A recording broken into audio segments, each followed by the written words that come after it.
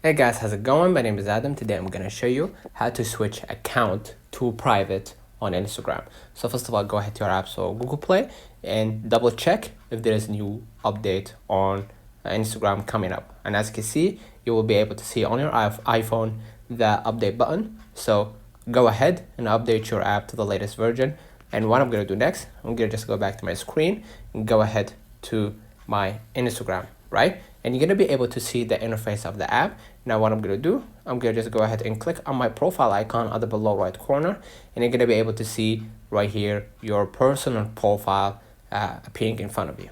Now, in order for this to work out, if your account is in professional mode, right, or business mode, now you won't be able to switch your account to private account, because Instagram policy requires that your account must be personal. So if you want to switch your account to a personal account, just go ahead right here and click the professional dashboard, right? And you're gonna be able right here to see the settings gear at the top right.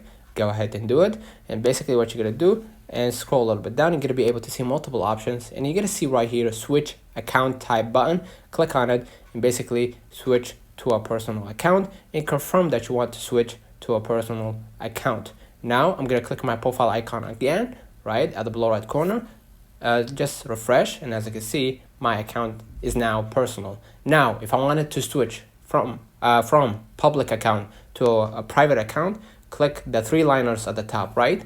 Okay, and from here what I'm gonna do next, I'm gonna just go ahead and scroll a little bit down, and here you're gonna see the next, or the second section, which is who can see your content, right? And you're gonna be able to see four options basically: account privacy, close friends, blocked, and hide story and live. Click the first option, account privacy, and basically what you're gonna do, you gotta just toggle the switch on the private account, and that means no one will be able to see your post, story, or videos that you share on Instagram without your approval. So if your account is in private, they need approval from you to add you first.